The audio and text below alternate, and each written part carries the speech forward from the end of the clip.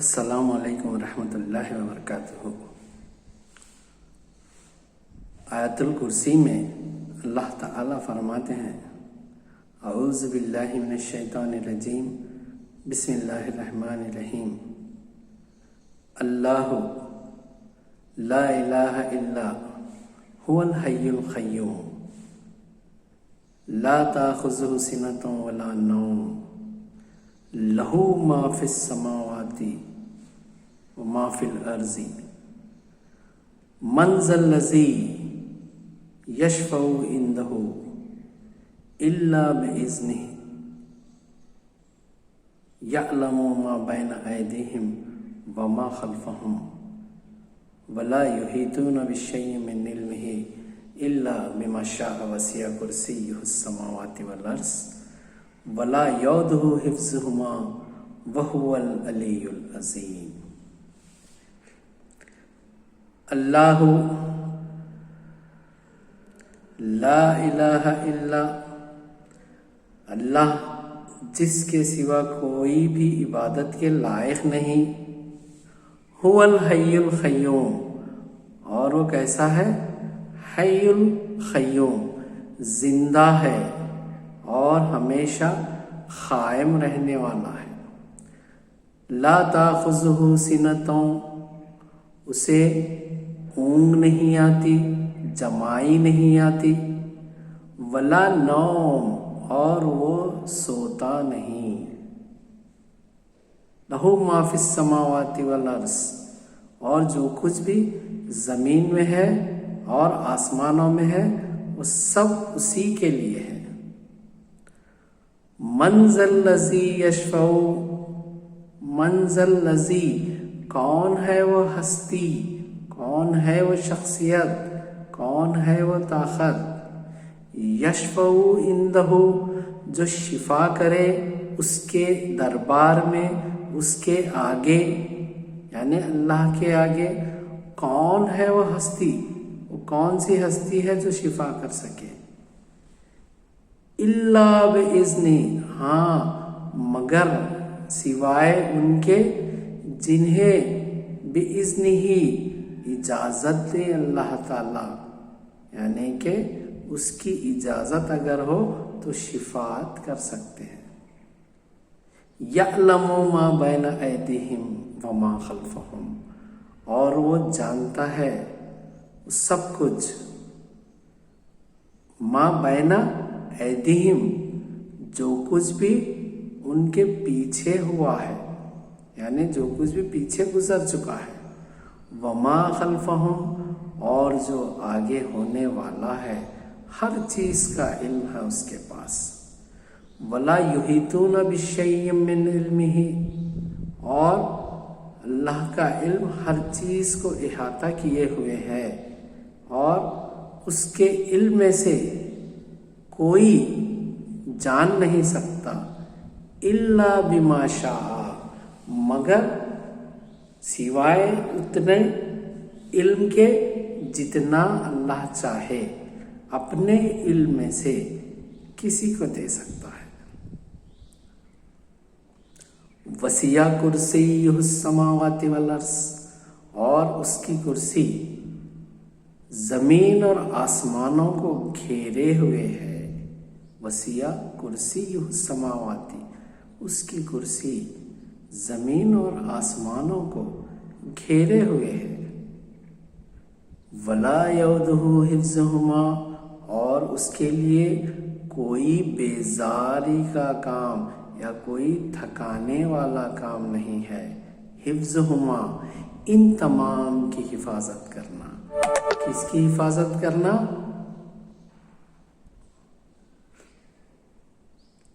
تمام زمین اور آسمانوں کی، جس کو اللہ کی کرسی گھیرے ہوئے ہے، ان تمام کی حفاظت کرنا اللہ کے لیے کوئی تھکانے والا کام نہیں ہے۔ اس صورت میں کچھ آیات ہیں جو قابل غور ہیں۔ مثال کے طور پر اللہ تعالیٰ فرماتے ہیں لا تأخذہ سنۃ ولا نوم، اللہ کو نہ نیند آتی ہے اور نہ ہی اونگ آتی ہے۔ اس آیت کو ہم کیسے سمجھیں گے؟ اللہ تعالیٰ فرماتے ہیں فرشتوں سے، تم سجدہ کرو آدم کو اس وقت جب میں اپنی بیش بہا روح اس میں پھونکوں، یعنی تم آدم کو اس وقت سجدہ کرو جب میں اپنی بیش بہا روح اس کے اندر پھونکوں، آدم کے اندر پھونکوں۔ اور وہ روح کیا ہے؟ وہ روح اللہ کا ایک حکم ہے۔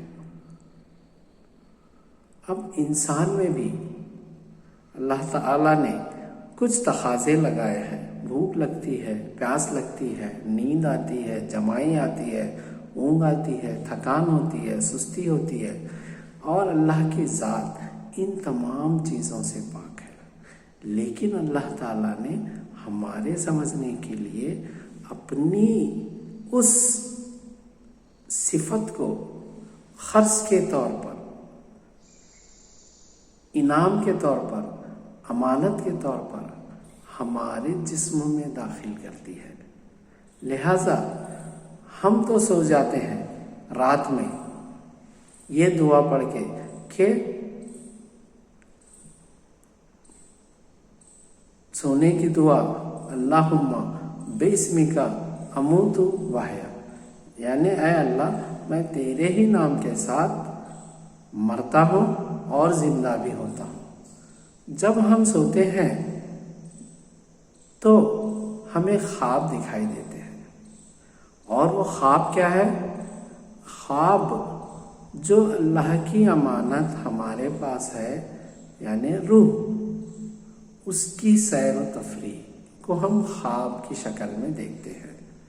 اور وہ روح ایسی ہے، نہ ہی اس کو نیند آتی ہے اور نہ ہی اس کو جمائی آتی ہے اور نہ ہی اس کو اونگ آتی ہے اور نہ ہی وہ تھکتی ہے۔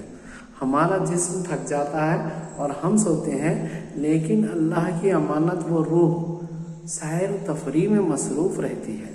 تو اس بات سے، اللہ کی اس نشانی سے ہم اندازہ لگا سکتے ہیں کہ اللہ ان تمام چیزوں سے پاک ہے، اور وہی امانت اور وہی روح کو اللہ ایک دن اپنے حکم سے واپس بلا لیتے ہیں۔